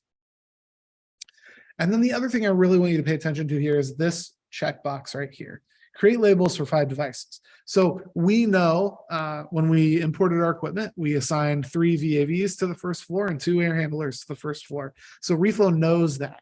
And Reflow can create labels for those, title them appropriately, including adding your room name if you've assigned a room name, hyperlink the points to the graphics, and bind the data from the graphic to the label itself. So that's going to save me a ton of time if I just leave this checked.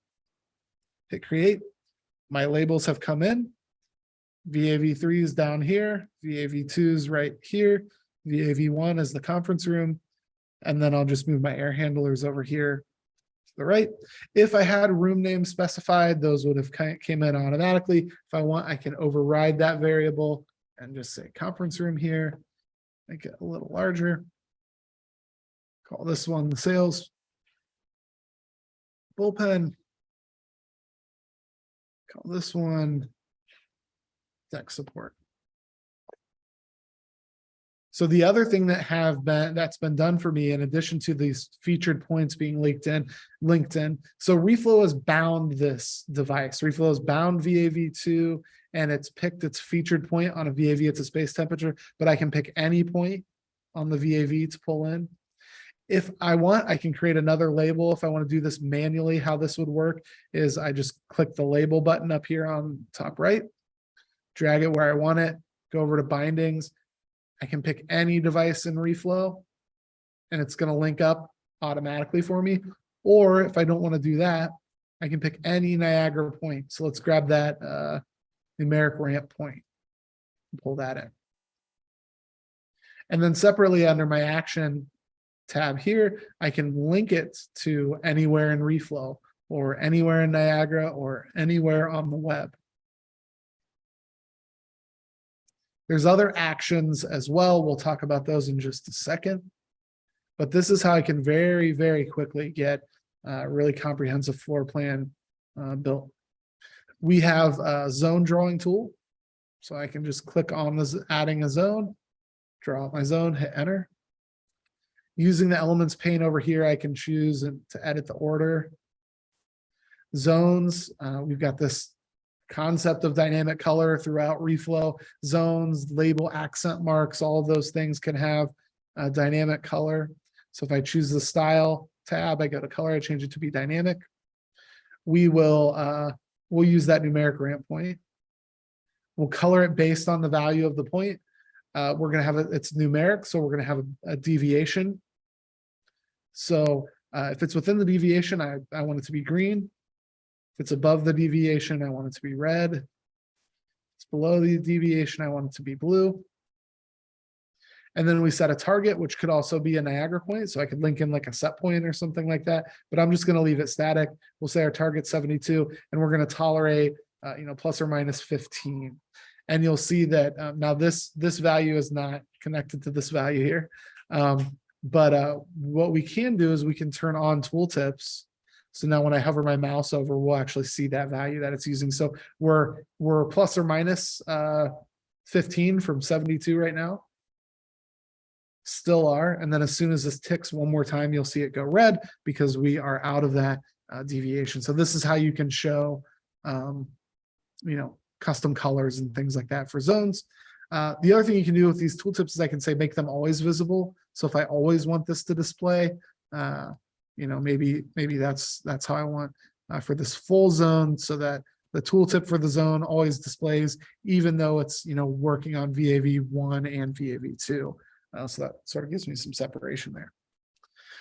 Few other features, buttons, icons, images, all available in the floor plan editor. I want you to see what floor plans look like on mobile. And I also want to talk about floor plan states before we end for today on the floor plan side. So how does this look to an end user? If I go to the first floor in the preview, exactly as you would expect, users can zoom, pan and pinch and zoom, just like you would be able to in like a mapping application like Google Maps or Bing. So you can see how I can just sort of pan through there, set this back to fit the screen. When I click on my auto-generated elements, they take me right to the VAV. You can also see we know, oh, you came from the first floor. So we're going to adjust the breadcrumb to very easily take you back to that floor. Same thing with an air handler. All of this done really well. Now, a couple things, most important thing is like, okay, so this on mobile is sometimes very difficult to read and use, right? You're walking down a hallway, you're trying to pinch and zoom, get out bifocals, trying to read this tiny type on a small screen. So for floor plans, we just, in portrait on mobile, we just really elegantly show a single column of values. We show the important stuff, right? So here's all my VAVs, my 2 air handlers. I see the values I need to get to. Very big target for my finger to click on to get to the device graphic if I need to. Really, really easy. Now we know users may want to still view the map. And so all they need to do is rotate their device. And now you have a full screen. All of the other UI gets out of the way. We take up the entire real estate of the screen as much as we possibly can to show the floor plan and the map. And then of course you can pinch and zoom on this. So that's the difference in mobile between landscape versus portrait. And that's the type of experience, that's the type of polish that end users really expect when they're working with their phones today. And something like that, just not possible to do with a PX file, right? So we've really thought through these views for end users and what's the best experience for them on different screens. Now, if I go back to the builder here, you may have noticed my zone wasn't visible on that mobile view. To change that, I'm just going to hide canvas settings by double clicking on it, going to properties here, visible on mobile list. So this check mark is what determines whether or not something gets shown on mobile or not. And you can add checks for zones, labels, separately. So like if I wanted to turn VAV3 off on the mobile list, I could. A couple other things. So I can do actions. So maybe I want to change, I want to allow the user to set the point as well. If I just choose action type as point action menu, now when the user clicks on this, they're going to get the option to open the hyperlink, but they're also going to be able to run an action on, let's say, a set point. And I just picked which point I wanted there. I can even choose which actions are visible. So maybe I don't want emergency auto and override to work, but override set and auto would work. We'll look at that in a second. The other thing I want to show you quickly are states. States are a way to have different views on the same floor. So let's say I add a couple icons here, and I want these icons to represent lights. And I could, if I was doing this for real, I would maybe choose a color that worked really well. I would have them toggle, dark color if the Boolean value I linked to the dynamic color was false, light if it was on. However, I'm just gonna add a couple here just to give you an example. Here's the stairway lights.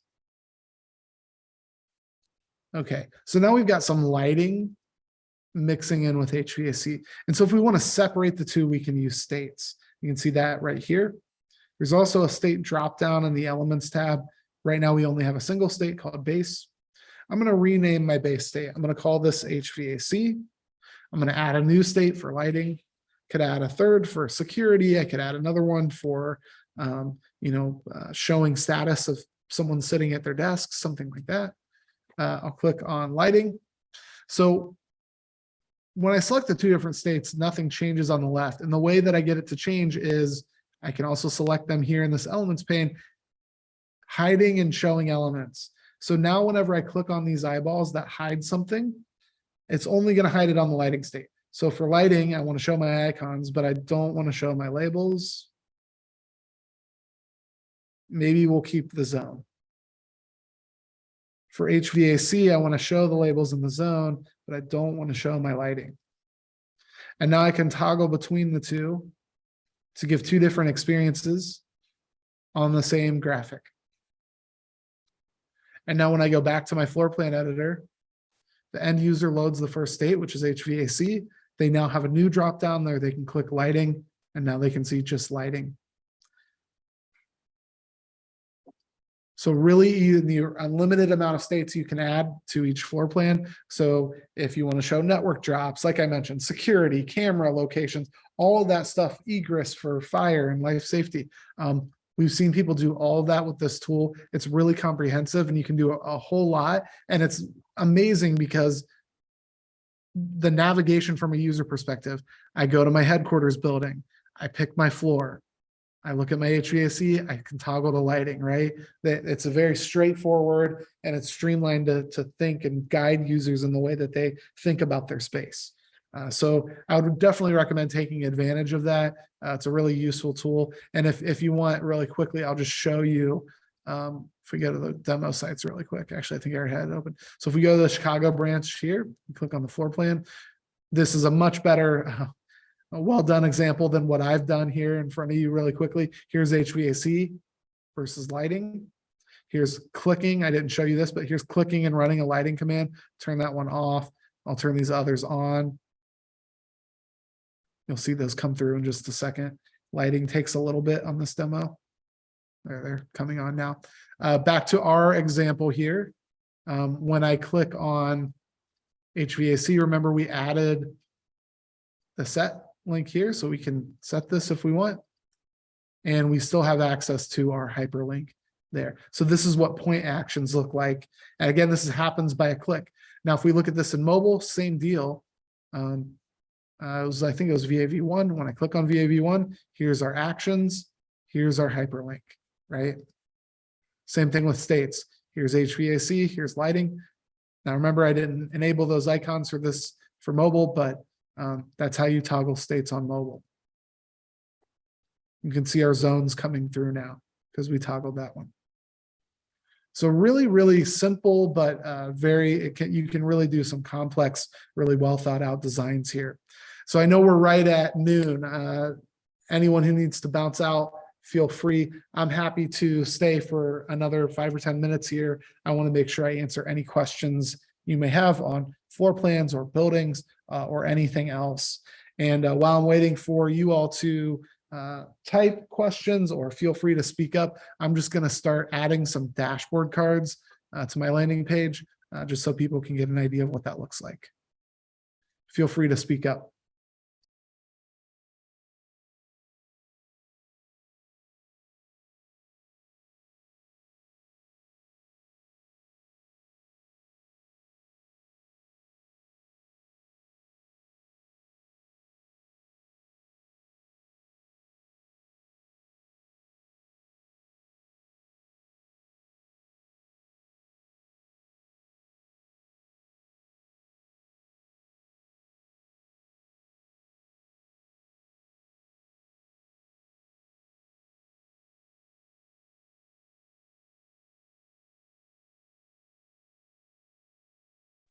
So I'm just creating a Niagara point card here.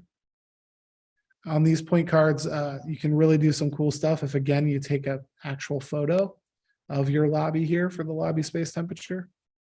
Here's the tint trick we talked about on the hero. In this case, I'm just going to use a white color, drop the opacity a little bit, just so I get a hint of the image back there.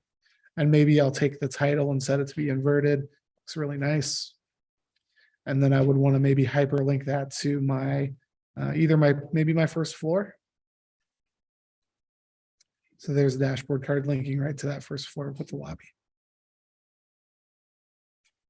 Yes, David, the question is this video recorded and we're going to be available for a rewatch? We are planning on posting this on YouTube no later than next week, but hopefully before the end of the week. Harry asks, on dashboard cards or in a theme, is there a way to choose multiple images and have them rolling like a slideshow or in tabs like a lot of websites have, or even GIFs that would produce a similar outcome? I know it's GIF, but I've always said GIF. It's hard for me to change.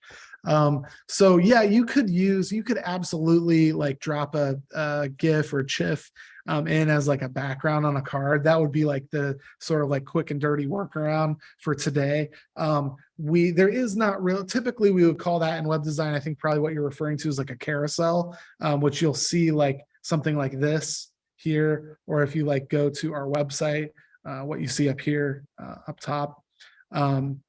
Right now, there's not a really good way to do that in Reflow, but we do have a feature request in for a carousel dashboard card, and that is one of the newer dashboard cards that we do plan on including, along with a video card where you can just show a video here. That one's about halfway through development, and then we've got a few other cards that people have requested that we want to get in there.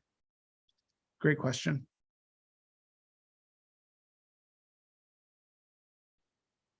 Just going to add some history cards here, just so people get an idea of what you can do with those and what they look like. This is a spark line, so the idea again is give the user enough information to judge on whether or not they're interested in the data, and then they can go to it in the chart view. If you want something that's more interactive, you would create what we call the history chart card. I'll pull those same two histories in. I think it was actually, we'll pull on these two. Don't know if it's the exact, yeah, I think it's those two. So here you can see now I get my tooltips when I interact. I can zoom, I can export, change to delta, time range, all that stuff. Oftentimes with these types of dashboard cards, you'll want to like actually make them a little wider and a little taller because there's just more information. Notice also how our cards will fit around each other. So even though this is the third in the list, it doesn't drop down to the second row, it squeezes in there. You can, another really helpful thing that you can do in Reflow, I'm just going to edit this card and change it to an HX card. You can embed Niagara views, not only in equipment and floor plans, but as custom pages or in dashboard cards. So I can, if I want, I can pull in that crude floor plan that I've got under this folder here. This PX graphic can get pulled in directly here. And I think that might be an issue since I didn't delete it and use the table view. Let's try that again. Add card, switch it to HX. Find, oh, that was the hyperlink that I set, not the HX view. That's why. So if I go to floor plans here and actually choose the HX view, there we go. It gets pulled in. And I'll move this up to the top and we'll update the sizes here. So here's embedding an HX view or a Niagara view right inside of a dashboard. So if we've got a lot of dashboard cards available to you, all of these here, if one of those doesn't fit your needs, it's very simple for you to embed what you need and build it yourself. Thanks, Harry. Thanks for joining. Appreciate the questions. David asks, on the floors, can we list floors rather than having you use large cards? I.e. we have a building with 10 plus floors, so listing them would be cleaner without showing a large picture. Yeah, as you add floors, we sort of start to condense it for you automatically. It still works in cards, but let me just show you here. So like if I were to go into this building and add headquarters. I'll just go in and add multiple floors. Starting at 4, we'll add 5 more floors. You can see that we start to collapse them like this. So like, again, unless you're going over, like, let's see, we got 5 here and then 5. So unless you're going over 10 floors, they're all going to appear on a single screen. And again, providing users context with photos is been shown in UX research to help them find their way better. If you don't like this, or you need to have a list, I guess the best path would probably be to create a custom page. So if you go here into pages and you create a new page, you can create a Reflow dashboard page where, maybe you want to use hyperlink cards here for your floors. And I'm just going to do this very crudely, but maybe something like this. And again, you could set these so there's only 1 card per row or 2 cards per row, and you could squeeze in a lot more this way. And again, this is just extremely crude here. And then you could link these, you can make this be a part of the building. Essentially, if you go to page layout, you say it's part of building headquarters, and then you could replace the link under headquarters.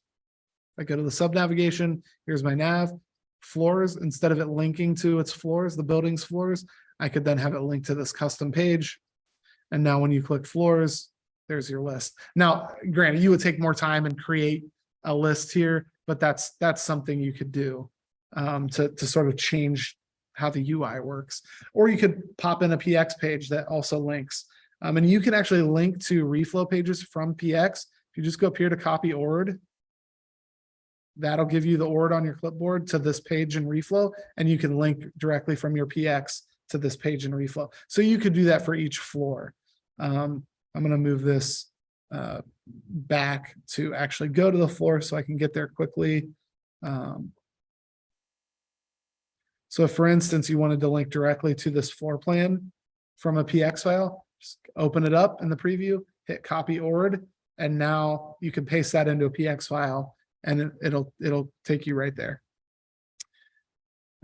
Thanks, Jerry, for the support on the HX cards. Yeah, they really are the bridge between getting what Reflow can do into to what Niagara can do. So you can go from like structured and formatted very specifically in Reflow to blank canvas on the PX side and make that integrate into Reflow here really easily. Just to show you how that worked. So real quick, so remember I copied that ORD. I'll do it one more time. I'll go into my headquarters. I'll go to the first floor, or let's do this. Let's go to equipment, go to AHU2, and I will copy the ORD to link to this page. And then if I open up Workbench here and I actually edit my floor plan, let's do this and change the link here. Paste that into the hyperlink, hit OK, save. And now I open up from my dashboard card, click on AHU2, it links me right to AHU2 and Reflow. So that's how you can go between PX and Reflow very easily with hyperlinks. This little copy ORD button, very helpful. Carlos, thanks. Glad to hear you're liking what you're seeing. I'll just sort of end on, appreciate everyone's time, appreciate everyone staying. If you have follow-up questions, feel free to email us, support@niagaramodules.com. You can also, the best way to get a hold of us is this little chat window down here. This is an automated response time. So send us a message there. We usually get back, if it's during business hours, we get back within just a couple minutes.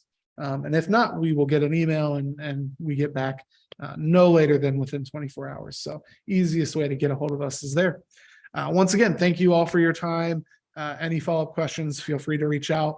Keep track of our YouTube page. This will be updated there next week. and look out for that new release 1.6.2 tomorrow. Thanks.